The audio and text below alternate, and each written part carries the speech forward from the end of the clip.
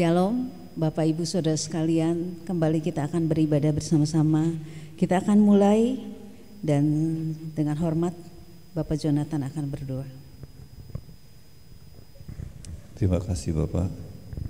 Seperti rusa yang merindukan sungai yang berair, demikianlah jiwaku merindukan Engkau ya Allah. Jiwaku haus kepada Allah yang hidup. Bilakah aku boleh datang melihat-Mu? Ialah sebagaimana hamba-Mu Raja Daud, ya Tuhan, selalu merindukan Engkau dan berkata, inilah yang hendak ku ingat sementara jiwaku gundah gulana, bagaimana aku berjalan maju dalam kepadatan manusia, mendahului mereka melangkah ke rumah Allah dengan sorak-sorai dan nyanyian syukur dalam keramaian orang-orang yang mengadakan perayaan.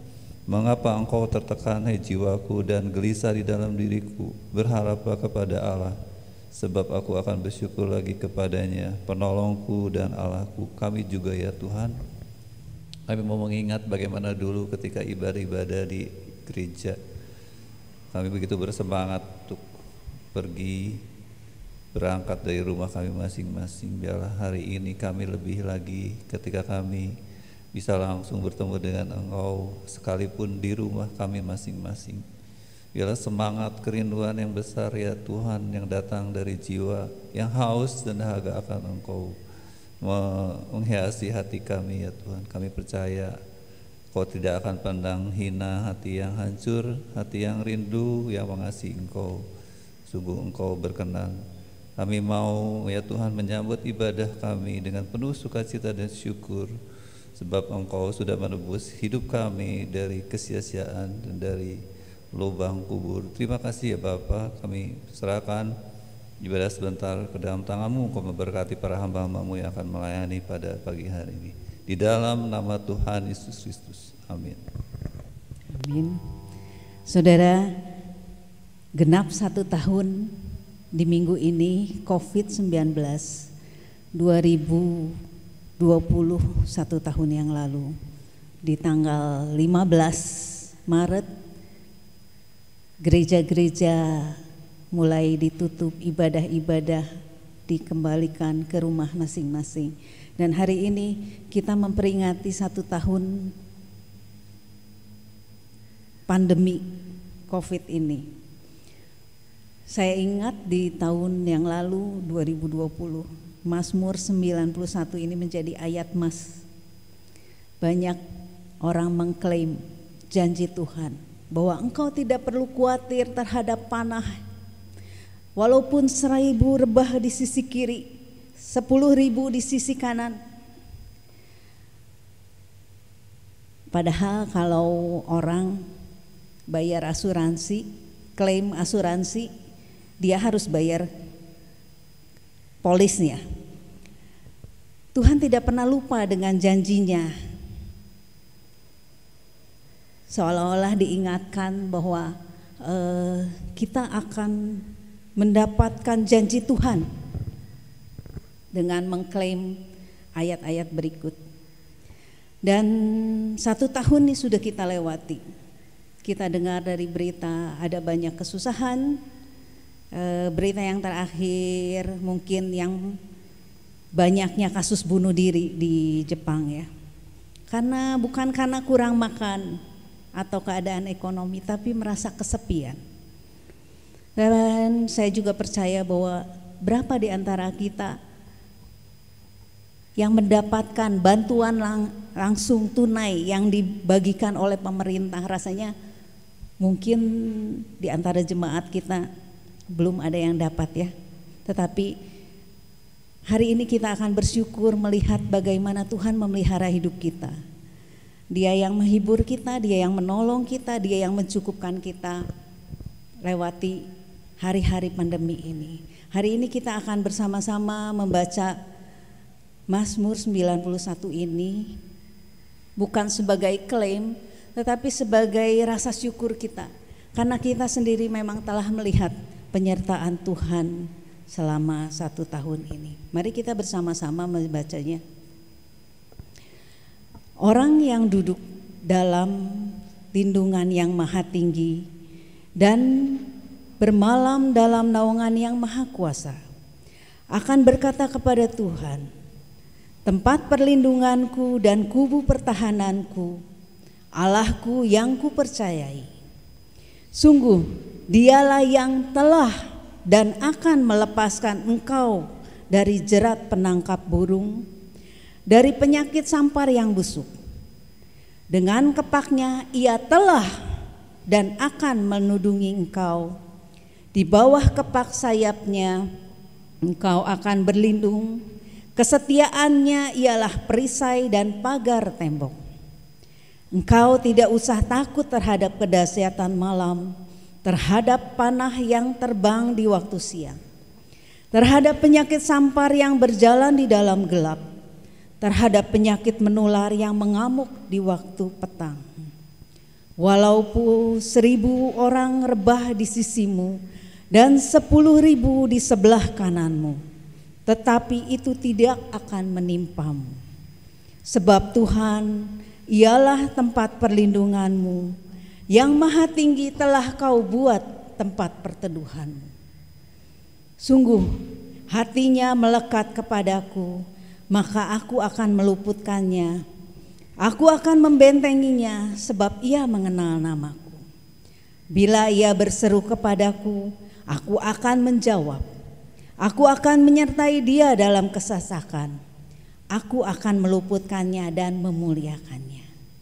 Dengan panjang umur akan kukenyangkan dia dan akan kuperlihatkan kepadanya keselamatan daripadaku. Terpujilah Tuhan. Aku bersorak-sorai karena Tuhan. Aku bergirang karena keselamatan daripadanya. Haleluya, aku mau nyanyi tentang dia, yaitu Yesus yang luar biasa.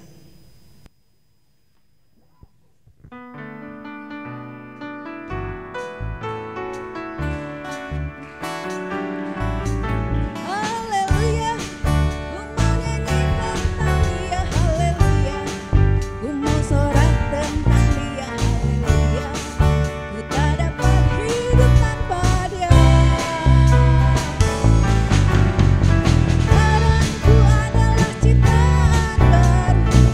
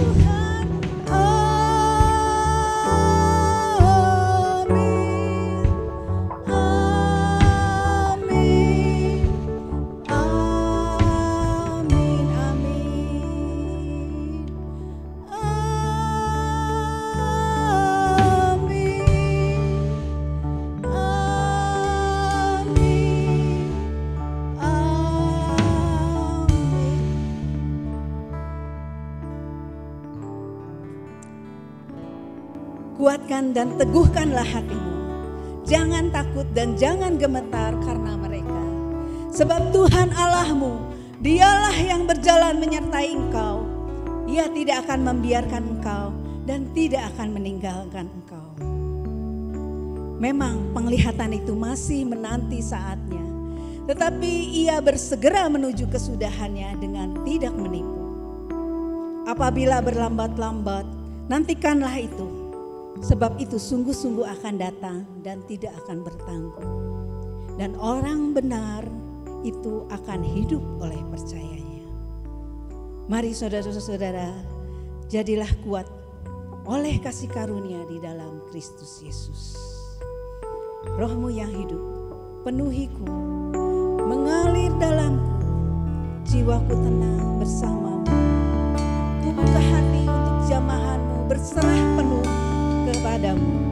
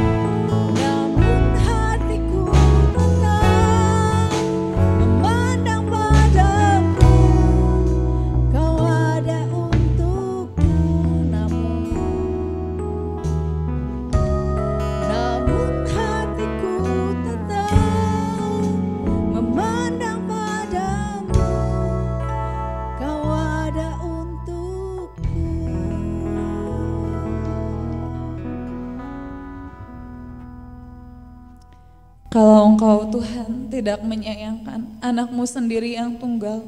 Apalagikah Tuhan, semua yang ada di dunia ini pun Bapa, Engkau persiapkan bagi kami manusia kesayangan-Mu Tuhan, yang Kau layakkan menjadi anak-anak-Mu, memanggil Engkau sebagai Bapa dan Tuhan kami. Kasih-Mu inilah Tuhan yang akan meneguhkan hati kami di tengah hal apapun yang sedang kami hadapi hari ini Tuhan. Dan biarlah Tuhan suara kebenaran yang juga merupakan kasih-Mu yang akan diberitakan dalam firman yang akan kami dengar hari ini. Itulah juga Tuhan yang mau kami jadikan pegangan hidup kami, yang jadi bagaikan terang untuk menyinari langkah-langkah ketika kami menapaki hari-hari kami. Tuhan, sungguh kami mau meyakini kasih-Mu dan kami juga mau belajar untuk mengasihi Engkau. Karena itu kami mau membuka telinga kami sehingga kami bisa mendengar firman-Mu, suara kasih-Mu yang akan berkata-kata, dan kami mau belajar untuk mengerjakannya dalam hidup kami. Berfirmanlah saja Tuhan, perdengarkan saja Tuhan suara kebenaran-Mu yang akan memerdekakan kami, yang akan memberikan kepada kami damai sejahtera yang tidak bisa diberikan oleh dunia ini. Kami sambut firman Tuhan di dalam nama Tuhan Yesus Kristus. Amin. Shalom, selamat pagi. Saudara yang sangat dikasihi oleh Tuhan. Puji Tuhan kita bisa beribadah kembali pada pagi hari ini. Sebenarnya pemimpin pujian tadi sudah mengingatkan kita sudah 1 tahun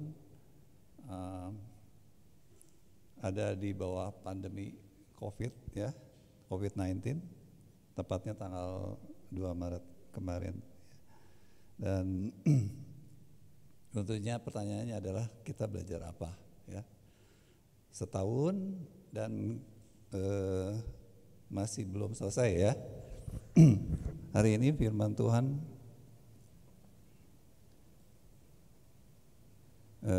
saya ambil dari Yesaya 26 ayat 8-10 ya. 1 tahun setelah COVID-19, apakah kita semakin mengenal hati Bapa, semakin mengenal bagaimana perasaan Tuhan ya terhadap sikap manusia secara umum ya, karena pandemi ini kan menimpa seluruh umat manusia dan khususnya tentu adalah umat-umat Tuhan. Saudara, sebelum kita belajar firman untuk mengenal hati Tuhan lebih dalam, kita akan melihat potongan dari peristiwa 1 tahun pandemi ini yang saya dapatkan dari seorang wartawan Kompas ya kalau nggak salah. Silakan.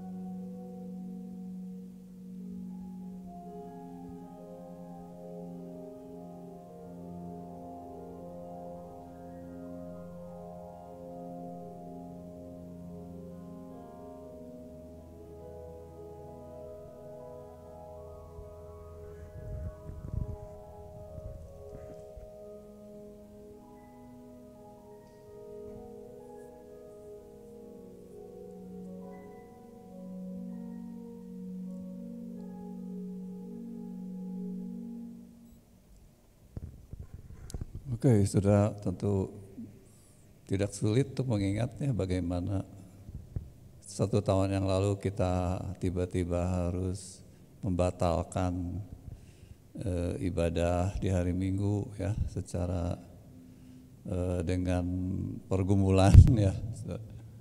Lalu rencana acara-acara Paskah yang sudah ada panitia dan sebagainya harus batal ya, dan ternyata lalu berkepanjangan.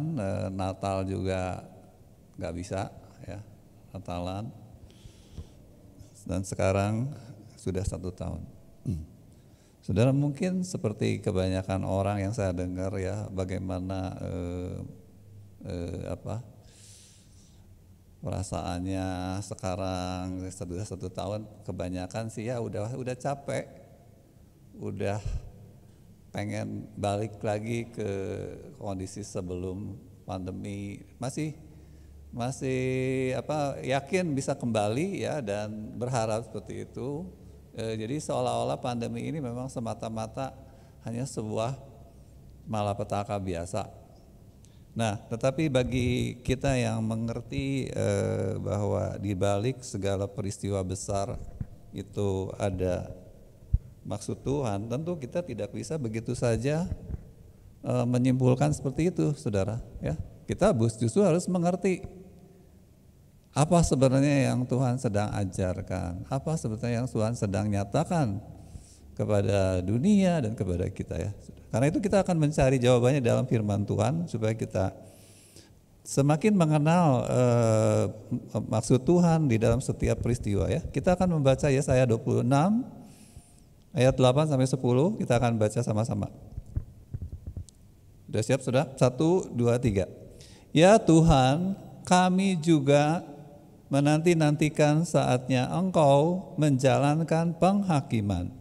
Kesukaan kami ialah menyebut nama-Mu dan mengingat Engkau. Dengan segenap jiwa aku merindukan Engkau pada waktu malam, juga dengan sepenuh hati aku mencari Engkau pada waktu pagi. Sebab apabila Engkau datang menghakimi bumi, maka penduduk dunia akan belajar apa yang benar. Seandainya orang fasik dikasihani, ia tidak akan belajar apa yang benar. Ia akan berbuat curang di negeri di mana hukum berlaku dan tidak akan melihat kemuliaan Tuhan. Apakah pandemi COVID adalah penghakiman dari Tuhan?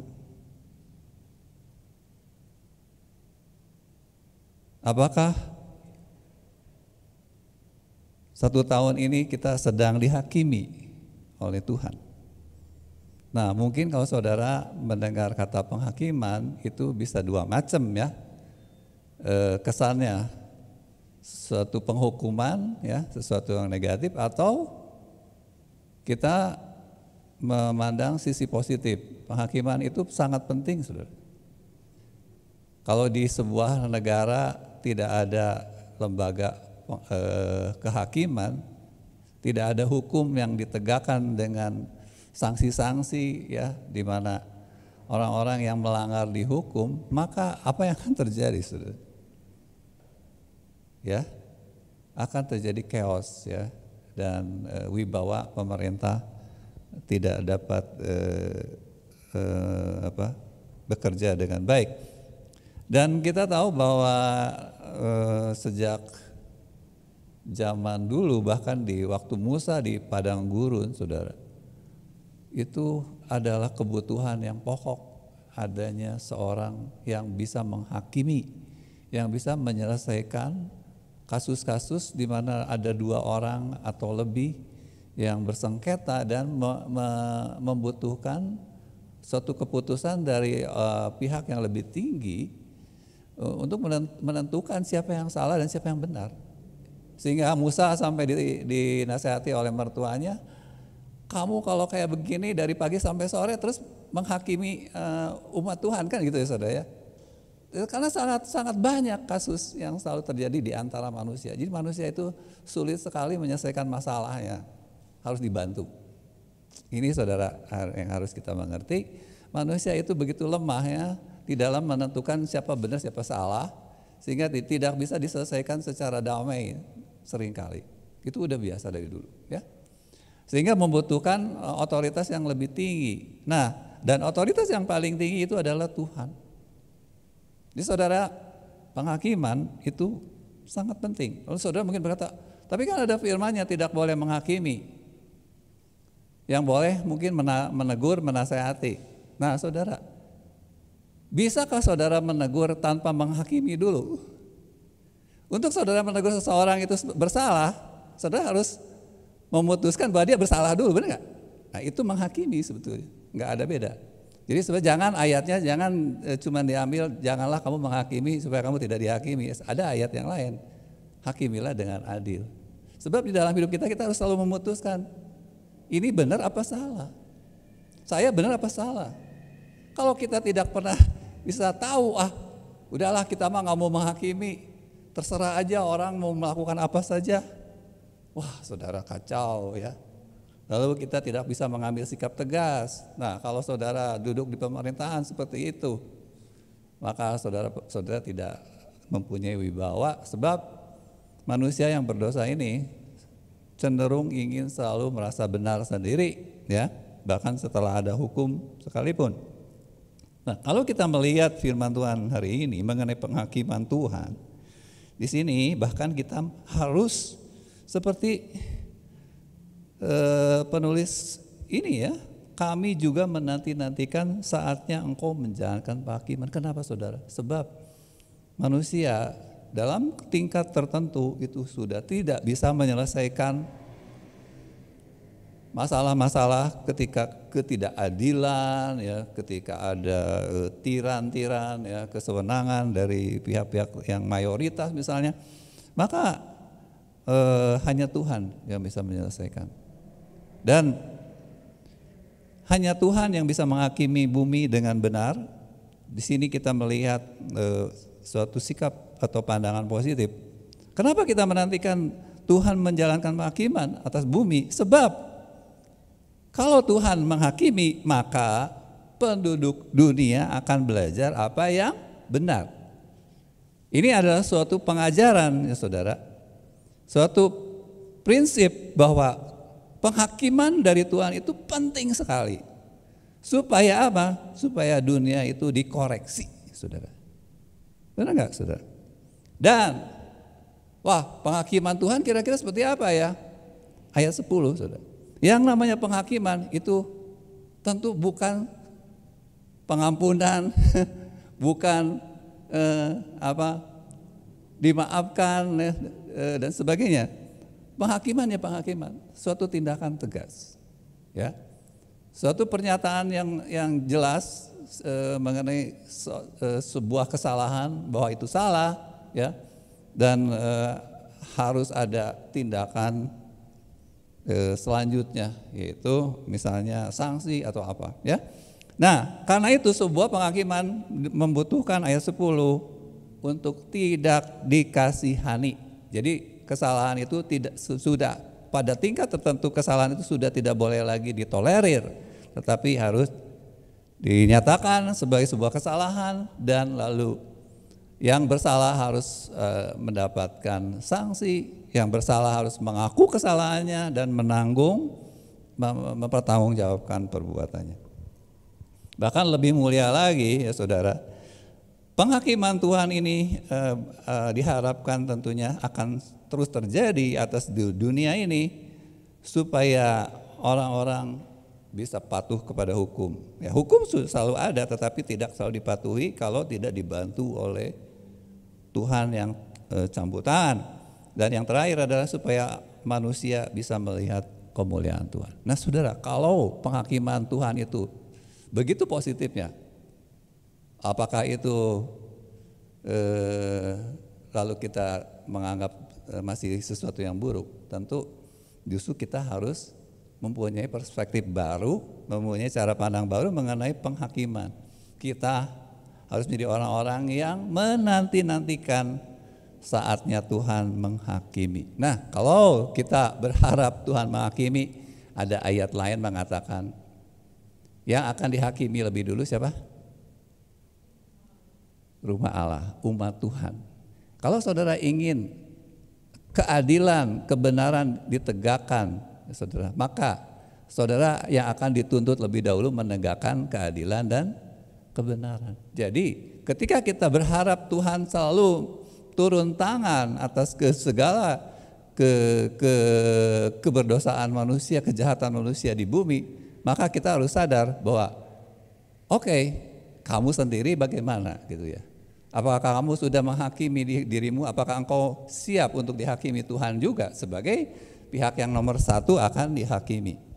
Dan bagi kita yang sudah mengerti, ini adalah sesuatu yang positif. Saya ingin selalu dinyatakan oleh Tuhan apakah saya hari ini sedang benar atau salah. Apakah tindakan-tindakan saya selama ini sudah benar atau masih salah. Saya kira itulah gunanya pertolongan Tuhan yang menghakimi di dalam kehidupan manusia. Nah saudara, kita juga akan melihat sekarang catatan penghakiman Tuhan ya, dan latar belakangnya ya. Ini sesuatu yang sering kita bahas. Pertama dari Kejadian pasal 6 ayat 5 dan 6. Saudara tentu tahu peristiwa ini ya. Ketika dilihat Tuhan bahwa kejahatan manusia besar di bumi dan bahwa segala kecenderungan hatinya selalu membuahkan kejahatan semata-mata, maka menyesalah Tuhan bahwa Ia telah menjadikan manusia di bumi dan hal itu memilukan hatinya. Saudara, ketika zaman purba ya, manusia belum 1000 tahun ya memenuhi bumi, itu sudah kejahatannya sudah besar. Itu catatan Alkitab ya. Dan itu sangat memilukan hati Tuhan. Dan saudara, tidak ada yang bisa menolong. Ya. Tidak ada seorang pun manusia waktu zaman itu bisa menasihati. Bahkan Henok yang bergaul dengan Tuhan pun tidak, ya saudara ya. Henok mungkin terus memberitakan Injil, tetapi orang-orang tidak berhenti. Makanya Tuhan turun tangan mengirimkan apa saudara? Air bah. Ya. Lalu peristiwa berikutnya tentu saudara tahu, yaitu Sodom dan Gomora. Kejadian 18 ayat 20. Sesudah itu berfirmanlah Tuhan, sesungguhnya banyak keluh kesah orang tentang Sodom dan Gomora, dan sesungguhnya sangat berat dosanya. Saudara, jadi Sodom dan Gomora itu dosanya sampai naik ke langit gitu ya. Jeritan orang-orang yang mungkin dipersekusi ya, perkosaan mungkin ya saudara, bermacam-macam kejahatan itu terjadi di sana dan itu naik sampai ke surga. Dan tidak ada yang bisa menolong, saudara. Manusia tidak bisa membereskan masalah ini sehingga Tuhan harus campur tangan menghentikan, karena itu memilukan hati Tuhan. Nah saudara, makanya saudara sebenarnya dengan demikian kita mengerti bahwa Tuhan itu sebetulnya tidak pernah mentolerir kejahatan ya. Manusia itu di mata Tuhan adalah anak-anak bagi seorang, seperti anak-anak terhadap orang tua ya. Jadi semua manusia itu di mata Tuhan itu adalah anak-anak Tuhan. Sehingga manusia dengan manusia itu Tuhan inginnya tentu akur, saudara. Sehingga ketika manusia dengan manusia saling bertengkar, Tuhan pasti sedih.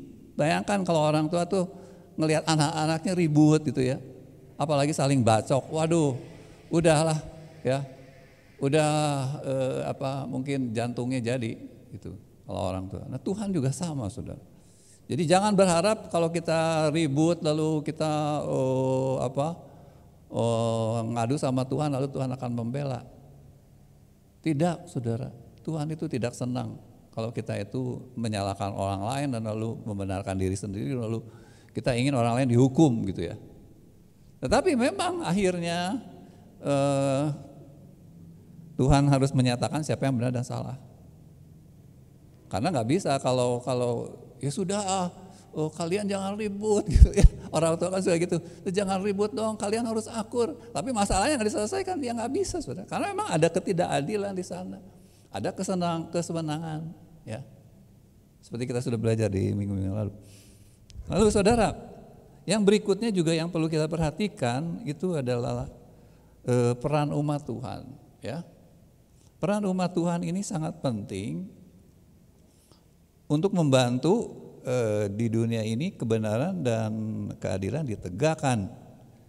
Tetapi apakah umat Tuhan berperan? Maka di dalam ayat-ayat berikut kita juga melihat Tuhan itu sangat tegas terhadap umatnya ketika umat Tuhan juga tidak meninggalkan dosa-dosanya, ya.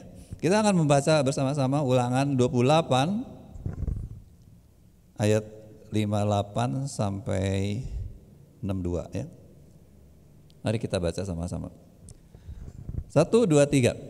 Jika engkau tidak melakukan dengan setia segala perkataan hukum Taurat yang tertulis dalam kitab ini, dan engkau tidak takut akan nama yang mulia dan dahsyat ini, yakni akan Tuhan Allahmu, maka Tuhan akan menimpakan pukulan-pukulan yang ajaib kepadamu dan kepada keturunanmu, yakni pukulan-pukulan yang keras lagi lama dan penyakit-penyakit yang jahat lagi lama.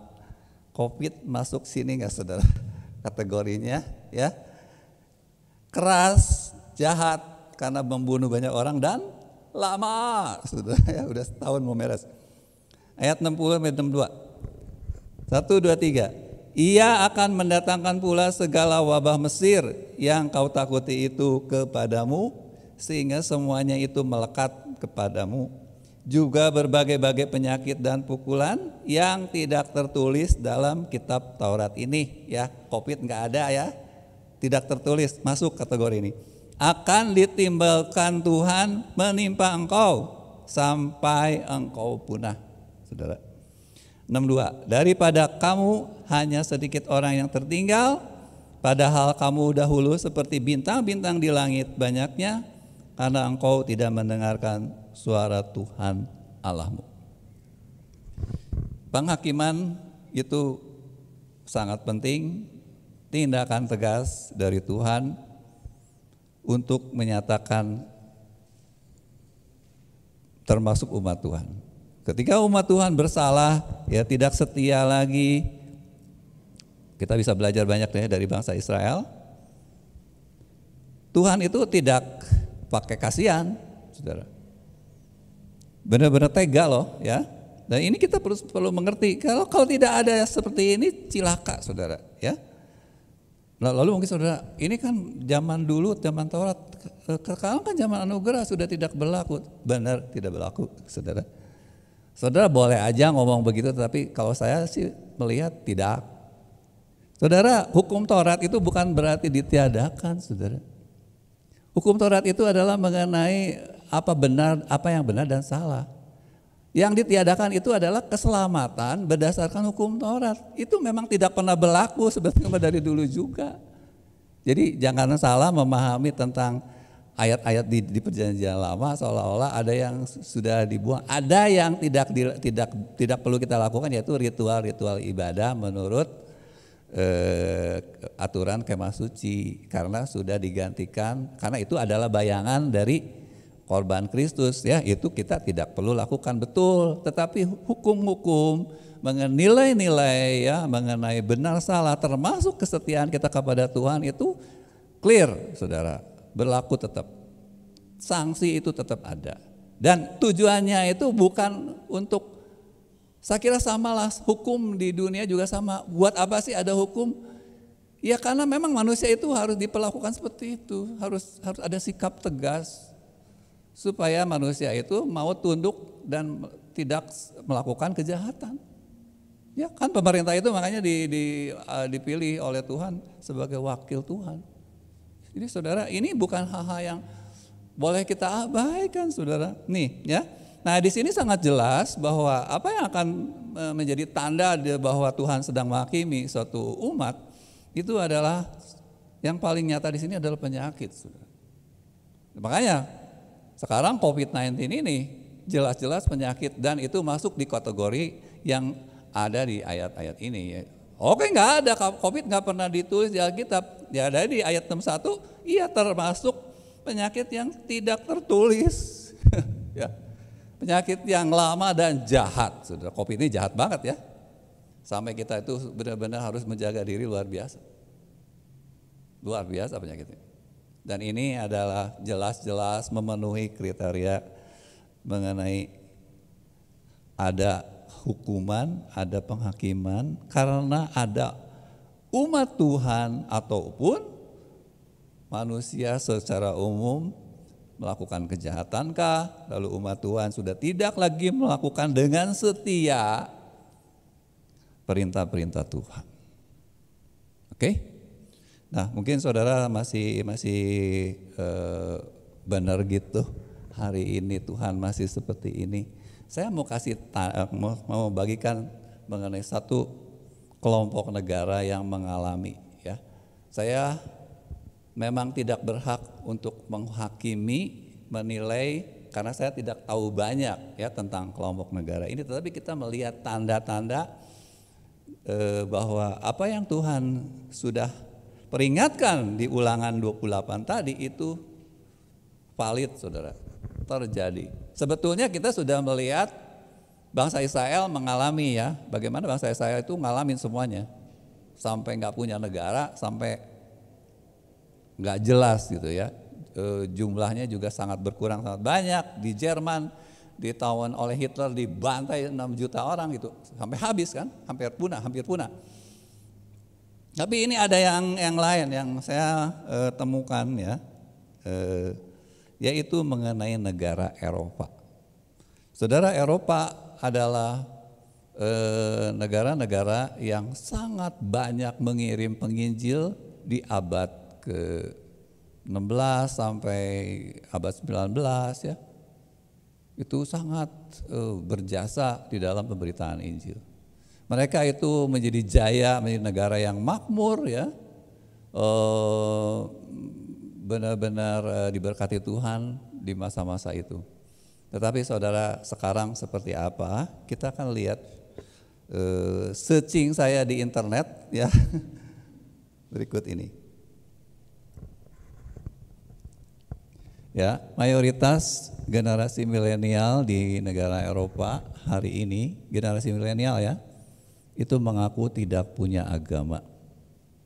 Umur 17 sampai 24 16 sampai 29 tahun ya. Orang-orang Kristen memeluk agama Kristen tapi sudah tidak berlaku lagi, mungkin hilang selamanya kata seorang teolog ya. Berusia 16 sampai 19 yang kadang-kadang melihatkan mayoritas mereka mengaku tidak menganut agama. Anak muda yang tidak beragama sangat tinggi, terutama di Ceko itu mencapai 91% mengaku tidak beragama. Orang muda, saudara ya. Kecenderungan tidak menganut agama tertentu juga tinggi di Estonia, Swedia dan terus lanjutnya. Nah, itu ya. Di negara-negara Estonia, Swedia dan Belanda itu 70 sampai 80%. Sementara yang paling religius itu Polandia dan Lituania itu juga cuman 10% ya, saudara ya. Nah, jadi bahwa Eropa itu adalah penganut Kristen mayoritas itu sudah berubah ya. Hasil survei yang diadakan di tahun-tahun 2014 sampai 2016 itu 80% tidak pernah, orang mudanya tidak pernah ke gereja, saudara. Ya, 70% tidak pernah ke gereja atau tempat ibadah lain. Jadi total 80% dengan agama lain itu tidak pernah beribadah. Ya. Mereka tidak punya afiliasi dengan agama, mengaku tidak menjalankan agama. Next. Sudah selesai? Ya, saudara. Nah, Ini berarti kan sudah apa? Sudah bangsa Eropa sudah tidak setia, benar nggak? Sebetulnya ya kita nggak tahu kenapa ada sih di situ. Di sekolah-sekolah diajarin agama, sampai hari ini masih ada pelajaran agama Kristen di SD, SMP, SMA. Tetapi itu tidak berdampak, saudara. Luar biasa nggak? Tidak bikin anak-anak ini pengen ke gereja yang Kristen ya. Dan apa sebenarnya faktor yang penyebab paling kuat adalah orang tua tidak mendorong anak-anaknya untuk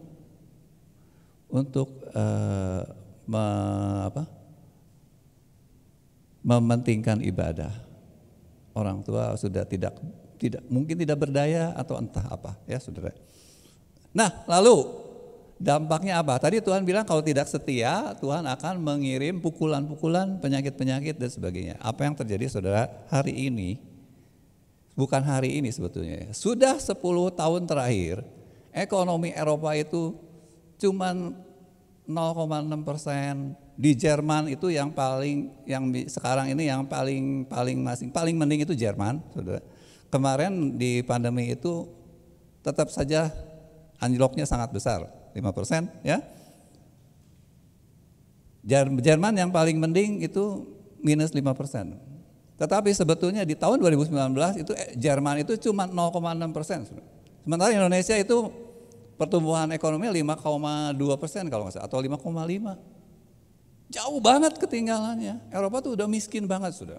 Utang, saudara mungkin bisa mengingat utang Yunani itu berapa dulu ya.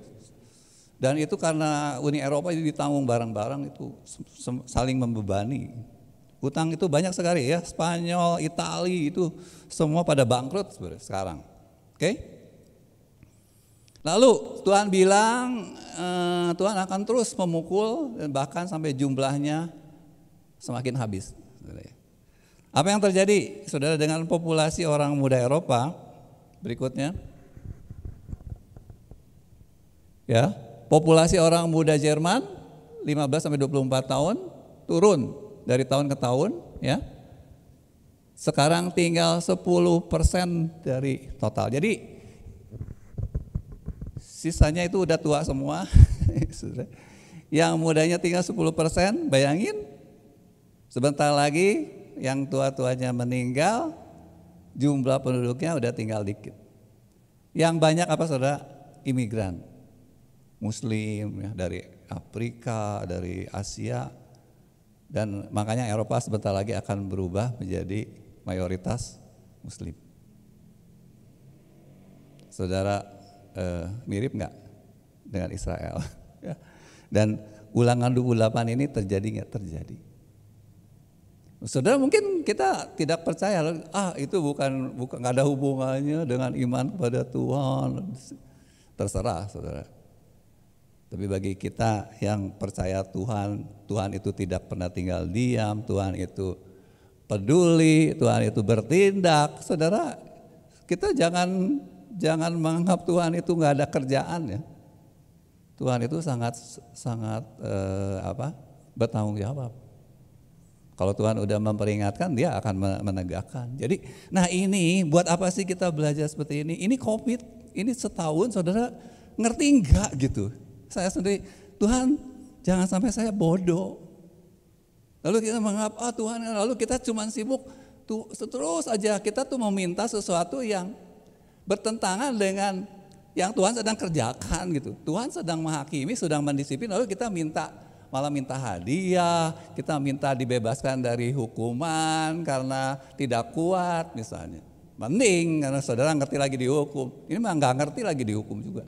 Oke? Nah ini kan jelas-jelas sebuah sesuatu yang perlu menjadi suatu hikmat di dalam kita sebagai umat Tuhan. Itu kita tuh seperti apa sebetulnya posisi kita hari ini, ya.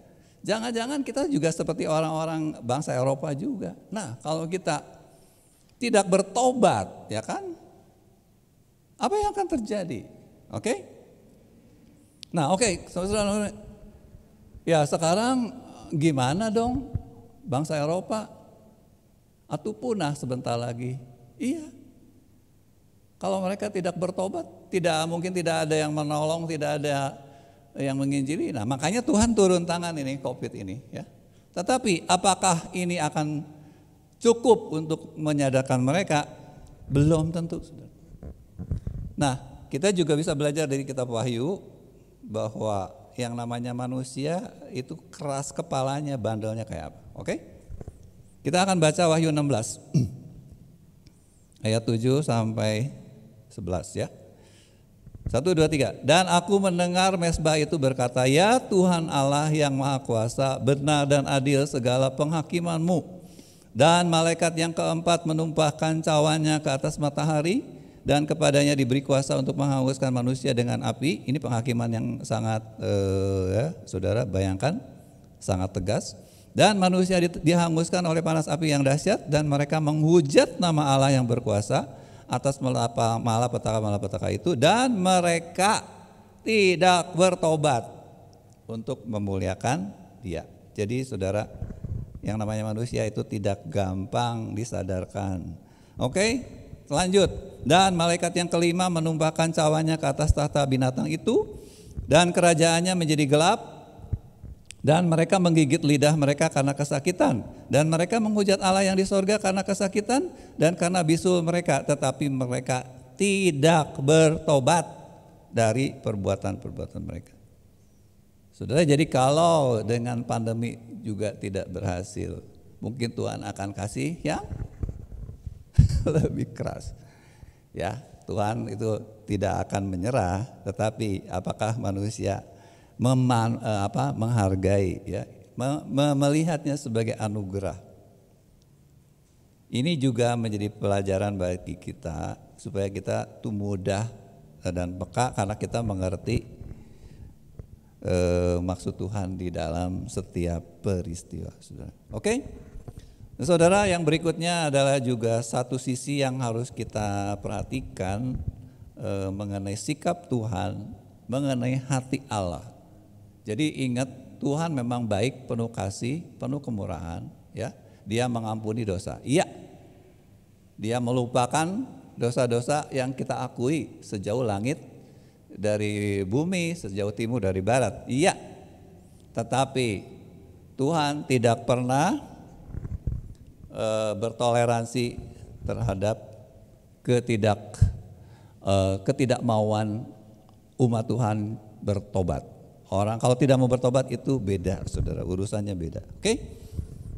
Kita akan baca ayat-ayat berikut. Saya akan bacakannya ini di Matius 11. Sorry, kok judulnya Lukas ya? Salah ya, Lukas. Oh iya ya, Lukas 12 ayat 48. Lukas 12 ayat 48 mengatakan orang yang banyak diberi itu akan dituntut lebih banyak. Oke? Nah, kita ini termasuk yang banyak diberi atau enggak? Ini juga ya pelajaran yang harus saudara ngerti. Ya, lalu Yesus, Matius 11:20, Yesus mulai mengecam kota-kota yang tidak bertobat. Ya, sekalipun di situ ia paling banyak melakukan mujizat-mujizat. Saudara jangan salah. Saudara pikir, kalau ada mujizat di gereja ini pasti orang-orang jemaat-jemaat akan bertobat. Banyak orang Bandung akan datang ke sini dan bertobat. No way, saudara, belum tentu. Saudara, lalu Tuhan, kalau engkau menyatakan mujizatmu, engkau menyembuhkan saya, mungkin saudara kena COVID lalu sembuh, maka saya akan bertobat. Belum tentu. Saudara hanya ingin sembuh, tetapi lalu sesudah sembuh balik lagi berbuat dosa. Itu sangat mungkin. Dan itu yang terjadi zaman Yesus. Saudara bayangkan, Yesus melakukan mujizat di kota-kota ini, tetapi mereka tidak mau bertobat.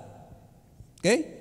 Ayat 21. Celakalah engkau Koraisim, celakalah engkau Betsaida, karena jika di Tirus dan di Sidon terjadi mujizat-mujizat yang telah terjadi di tengah-tengah kamu, sudah lama mereka bertobat dan berkabung.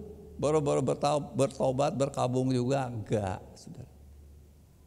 Ini umat Tuhan itu kalau tidak mau bertobat, ya, Tuhan bilang kamu tuh celaka, ya.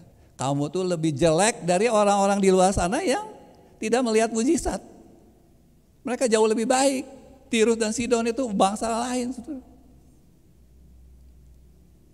Tapi mereka lebih baik kalau Yesus datang di Tirus, di Sidon, bukan ke Palestina. Mereka malah bertobat. Jadi jangan pikir Yesus, kenapa Yesus turunnya, lahirnya di Bethlehem ya, lalu memberitakan Injil, melakukan mujizat buat bangsa Israel karena bangsa Israel lebih baik. Tidak, saudara. Itu karena Tuhan sudah menetapkan keturunan Abraham yang menurunkan Yesus, ya, keselamatan harus datanglah dari Israel. Tetapi sebetulnya kalau bangsa Tuhan Yesus turunnya ya, lahirnya di Tirus, di Sidon, orang-orang Tirus dan Sidon akan bertobat. Oke? Yang lebih dahsyat, saudara. Ayat 22 ya, pada hari penghakiman ini, penghakiman terakhir nanti, tanggungan Tirus dan Sidon akan lebih ringan dari tanggungan. Jadi nanti hukumannya itu lebih berat orang-orang Israel di zaman Yesus. Ayat 23, dan engkau Kapernaum, saudara, kita sudah sering mendengar bagaimana Yesus melakukan mujizat di Kapernaum ya. Apakah engkau akan dinaikkan sampai ke langit? Tidak, engkau akan diturunkan sampai ke dunia orang mati, karena jika di Sodom dibandingkan dengan Sodom terjadi mujizat-mujizat yang telah terjadi di tengah-tengah kamu, kota itu tentu masih berdiri sampai hari ini. Jadi saudara, kejahatan bangsa Israel waktu zaman Yesus itu dinilai lebih jahat dari orang Sodom, walaupun tidak melakukan kejahatan seperti orang-orang Sodom. Kenapa? Karena mereka melihat mujizat, mereka melihat Allah yang turun jadi manusia dengan mata sendiri. Jadi kita ini perspektif kita, berpikir kita tentang diri sendiri, tentang gereja, tentang umat Tuhan, tentang manusia itu jangan menurut pikiran kita. Oh, coba banyak mujizat, coba ada tanda-tanda ajaib, coba hamba-hamba Tuhan di sini punya karunia-karunia hebat, orang-orang akan bertobat. Belum tentu, saudara. Ya, ini buktinya. Yesus aja nggak bisa bikin orang-orang bertobat. Memang hamba-hamba Tuhan lebih hebat dari Yesus, ya. Jadi ini adalah mengenai orang-orangnya siapa. Ya. Nah, jadi kesimpulannya, saudara, mari perhatikan baik-baik. Ini COVID ini udah lewat dan kita selamat semua ya, kita baik-baik. Saya mendengar tidak ada satupun dari jemaat Cigaraleng itu yang kena COVID, ya, tidak ada, ya. Jadi anugerah Tuhan besar nggak? Besar, saudara. Saudara semua masih makan kan ya, jemaat Cigaraleng semua masih masih bisa makan setiap hari, ya. Puji Tuhan, berarti kan Tuhan masih melindungi kita. Oke? Kita bisa tetap ibadah kita masih jalan online, itu semua anugerah Tuhan. Tetapi saudara, kalau saudara menerima masih banyak kemurahan Tuhan, tentunya saudara dituntut lebih banyak dari orang-orang di luar sana. Jangan saudara menghakimi orang lain, kok mereka gitu ya, kok COVID begini sih, kok mereka rewel dan sebagainya. Saudara, nanti dulu saudara kayak gimana? Saudara melakukan apa? Gitu, saudara. Ya, orang Kapernaum melihat mujizat Yesus, memang mereka mungkin baik-baik saja hidupnya, tetapi sebetulnya mereka tidak mau bertobat dalam dosa-dosa kecil mereka. Mereka mungkin tidak peduli tidak hormat sama orang tua, dosanya seperti itu. Tetapi saudara, dengan anugerah yang besar, tuntutan kita lebih tinggi. Jadi anak Tuhan memang kesalehannya harus lebih tinggi dari orang-orang yang tidak melihat anugerah. Kita nih, saudara, kita nih harus memperhatikan sejauh mana kita benar-benar melakukan firman, ya. Oke? Jadi saudara, pandemi ini bagi kita harus dianggap sebagai tindakan tegas Tuhan untuk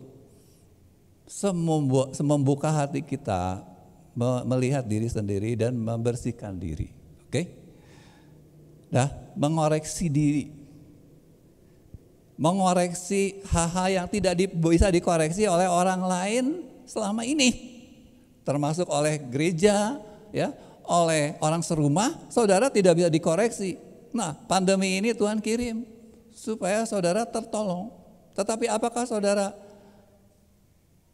berhasil mengambil kesempatan ini? Oke? Mari refleksi diri, ya. Setahun COVID, lebih banyak memberi atau lebih banyak menuntut? Ini, ya. Ini aja.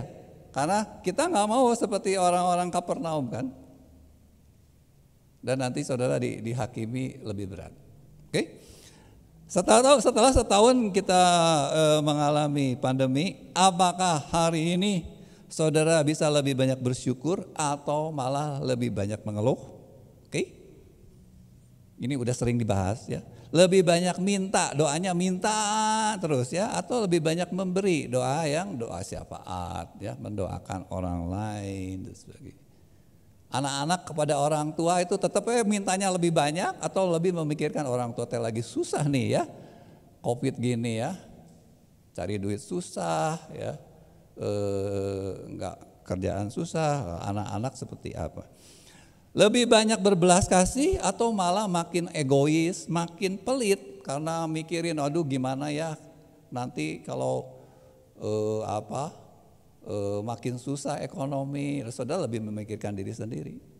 Padahal saudara masih banyak diberkati Tuhan. Okay. Lebih semangat mencari Tuhan atau mencari dunianya ya malah aduh ini COVID harus lebih rajin cari duit ya. Supaya jangan tambah susah. Kenapa saudara? Karena saudara lebih menganggap uang adalah segala-galanya. Uang adalah Tuhanmu. Okay. Lebih merindukan Tuhan atau lebih sering lupa sama Tuhan? Karena di rumah terus ya, suntuk ya, bukannya lebih mencari Tuhan, lebih cari hiburan. Oke? Lebih rindu atau lebih malas ibadah? Ya, ibadah online. Susah, harus mendisiplin diri. Gak ada yang ngawasin, gak ada yang lihat. Tambah malas? Atau malah saya pengen cepet-cepet rindu. Ada seorang yang menulis, gimana nih Pak, udah pandemi setahun nih, ya saya mah pengen buru-buru ibadah lagi di rumah ibadah. Itu bukan orang Kristen loh yang ngomong. Saudara pengen buru-buru kembali ibadah di gereja enggak? Jujur ya. Nah itu tanda-tanda itu perlu diwaspadai. Karena kalau kita seperti ini tidak bertobat, saudara, tanggungan kita lebih berat. Oke? Jadi penghakiman ini jangan sampai sia-sia. Bagian terakhir saudara, kita akan kembali ke Yesaya 26 ayat 8 sampai 9 untuk kita mengambil pelajaran yang sangat dalam ya di ayat-ayat ini. Ayat-ayat ini luar biasa ya saudara. Mengandung inspirasi selain pengetahuan tentang hati Tuhan ya. Tentang penghakiman Tuhan itu adalah sesuatu yang kita harus rindukan. Ini sesuatu yang mungkin bagi banyak orang baru. Dan kita jarang berdoa seperti ini. Tapi mungkin mulai malam ini kita harus berdoa seperti Yesaya 26. Amin saudara. Dengan pemahaman yang benar ya, bahwa penghakiman itu penting. Dan kita juga pengen dihakimi. Ingat penghakiman ini penting dan bukan sesuatu yang negatif. Supaya kita tuh dikoreksi. Ya, sementara kita tidak sadar kita ditolong oleh campur tangan Tuhan. Saudara, apa yang bisa kita lakukan? Benarkah kita ingin menyenangkan hati Tuhan? Benarkah ada pujian yang sebentar kita akan nyanyikan? Menyenangkanmu, senangkanmu, hanya ini kerinduanku. Prakteknya bagaimana? Ya, prakteknya Yesaya 26 ayat 8 sampai 9 kiranya menginspirasi kita untuk berusaha, untuk mengingatkan, saling mengingatkan, ayo kita lakukan firman ini. Oke, saudara, apa yang kita lakukan? Satu, tadi ya, menanti-nantikan saatnya Tuhan menjalankan penghakiman. Amin. Artinya saudara, kita selalu siap dikoreksi. Gitu.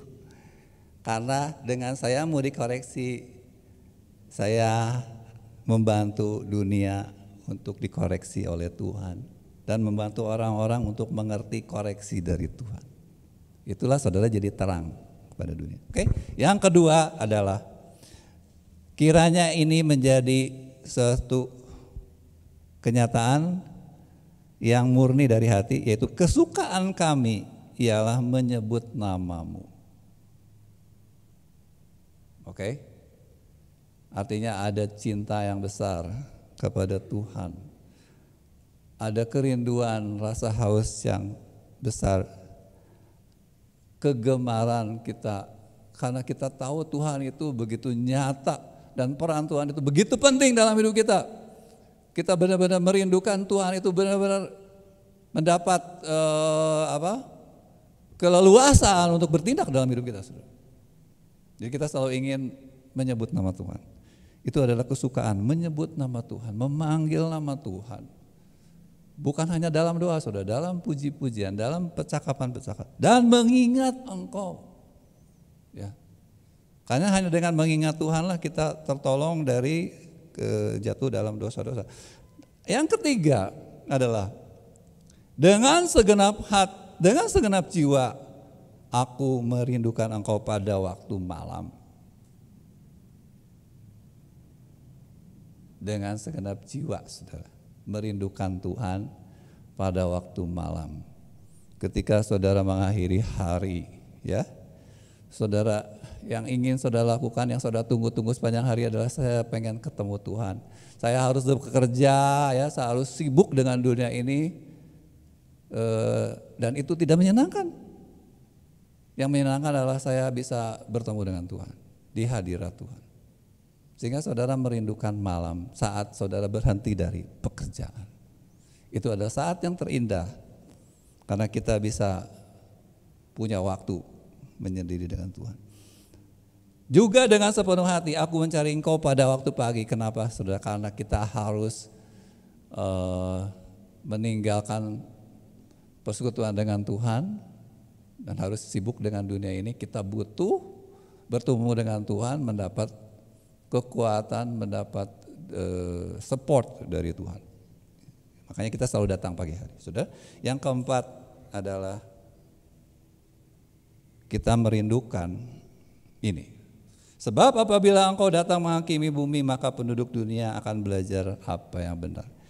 Kita mengasihi orang-orang, mengasihi semua orang yang ada di dunia ini, dan kita sadar kita tidak bisa berbuat apa-apa. Karena itu kita berharap Tuhan turun tangan, menolong saudara-saudara kita sesama manusia. Ini menjadi syafaat kita setiap hari. Saudara, benarkah kita ingin menang hati Tuhan? Mari kita belajar lakukan ini. Ya, ini tiap hari, saudara. Ini yang Tuhan mau. Ya, dengan pengertian, karena sebetulnya semua ini akhirnya kita melihatnya baik. Pandemi ini baik, saudara. Dan pandemi ini adalah anugerah. Sebab tanpa ini bumi tidak akan belajar apa yang benar. Tetapi apakah saudara semakin mengerti apa yang benar? Apa yang berkenan, apa yang harusnya menghiasi hari-hari kita. Kiranya hari ini Roh Kudus menolong kita, ya, dan memberikan kepada kita pengertian yang jelas bagaimana selanjutnya kita harus menjalani hari-hari pandemi yang mungkin masih 1-2 tahun, ya, ke depan ini. Mari saudara, kita akan masuk dalam doa sebentar. Kita akan naikkan pujian. Tuhan, ku mau menyenangkanmu dengan di dalam pikiran firman Tuhan ini, kiranya tidak kita lupakan, kita akan ingat dan praktekkan.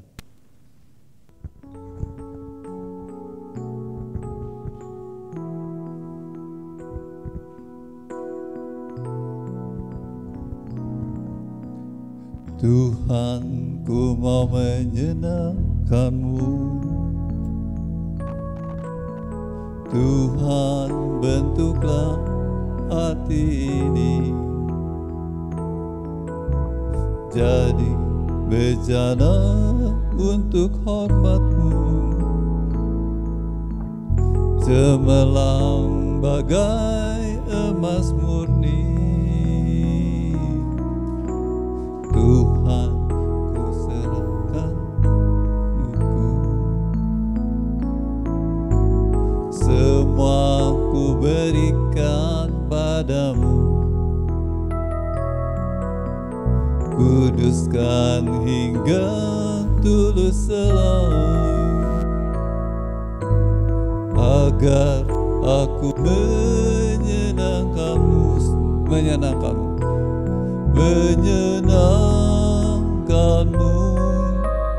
senangkanmu, hanya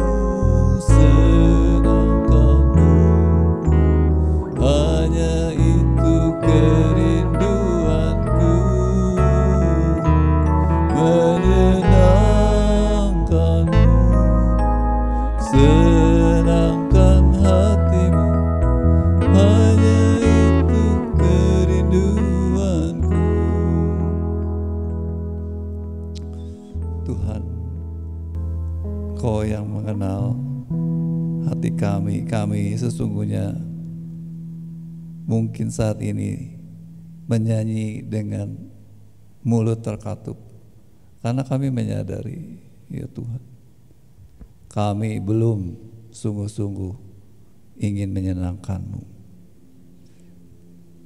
Kalaupun kami mengatakannya, itu karena kami ingin disenangkan oleh-Mu, Tuhan. Kami berharap dengan kami menyanyi pujian ini, Engkau senang, walaupun sebetulnya hati kami tidak sungguh-sungguh mengatakan, kami sebenarnya sedang membodohi diri kami sendiri, ya Tuhan. Tuhan, pandemi sudah berjalan 1 tahun, kami harusnya mengerti bahwa Engkau sedang menolong kami. Apakah kami sudah menjadi terang-Mu di tengah bangsa yang tidak mengenal Engkau ini? Apakah kami, ya Tuhan Yesus, menolong mereka untuk mengenal maksud Tuhan lewat pandemi ini? Ampunilah bila gereja-Mu gagal, ya Tuhan, menjadi terang Tuhan lewat pandemi ini. Kami bahkan malahkan menjadi corengan bagi nama-Mu di muka-Mu, ya Tuhan. Karena ternyata kami sendiri malah menjadi orang-orang yang panik, orang-orang yang lari ketakutan akibat COVID ini dan menjadi malu karena tidak mendapatkan pembelaan dari Tuhan. Biarlah, ya Tuhan, kami semua boleh dibawa oleh-Mu kepada pengertian yang benar bahwa Engkau mendatangkan ini semua. Engkau mengizinkan hal-hal yang berupa malapetaka, penyakit yang dahsyat ini supaya kami semakin mengerti apa yang benar yang Engkau ingin kami kerjakan dalam hidup ini. Terima kasih, ya Bapa, Engkau yang akan menolong kami semua. Biarlah, ya Tuhan, tolok ukur yang Engkau berikan lewat hamba-Mu Yesaya, ayat-ayat yang kami baru baca sebentar, kiranya menjadi cermin untuk kami melihat diri kami. Selama ini apa yang kami kerjakan? Selama ini bagaimana kami memandang Engkau? Bagaimana kami memandang pandemi ini, ya Tuhan, dan melihat kemuliaan Tuhan? Dan bagaimana kami, ya Tuhan, mengisi hari-hari kami sedemikian rupa sehingga, ya Tuhan, pandemi ini justru membuat kami jadi orang-orang yang lebih mencintai Engkau dan lebih berharap akan penghakiman-penghakiman yang lebih tegas, sebab hanya dengan cara itulah baik kami, baik dunia ini akan lebih mengenal apa yang benar yang daripada-Mu dan akhirnya bisa melihat kemuliaan-Mu. Terima kasih Bapak buat firman-Mu. Kami menyerahkan diri ke dalam tangan-Mu untuk terus Engkau bentuk, Engkau kuduskan, supaya jangan, ya Tuhan, pada hari penghakiman nanti kami menjadi terkejut dan kami akhirnya kehilangan apa yang sebetulnya Engkau sudah sediakan. Terima kasih ya Bapak. Saudara yang sangat dikasihi oleh Tuhan, kiranya saudara menghargai setiap anugerah yang masih Tuhan terus berikan di hari-hari yang sulit ini. Dan tapi ingatlah bahwa semuanya itu, di balik semuanya itu, Tuhan menuntut kita hidup lebih saleh, hidup lebih dipenuhi dengan pertobatan-pertobatan dan menjauhi segala bentuk kesewenangan, kejahatan, sebab Tuhan sungguh-sungguh membenci kejahatan. Sampai kapan kita akan membuat hati Tuhan selalu merasa pilu karena perbuatan-perbuatan kita, sementara dunia sudah sangat memilukan hati Tuhan. Kiranya Tuhan Yesus menolong kita semua agar kita bisa tetap setia sampai akhir, dan Roh Kudus terus kiranya membukakan mata hati kita untuk sadar akan setiap koreksi-koreksi yang harus kita terima dari Tuhan, sehingga kita boleh bersukacita melewati segala sesuatu yang Tuhan izinkan terjadi. Terpujilah nama Tuhan. di dalam nama Tuhan Yesus Kristus. Amin. Selamat siang.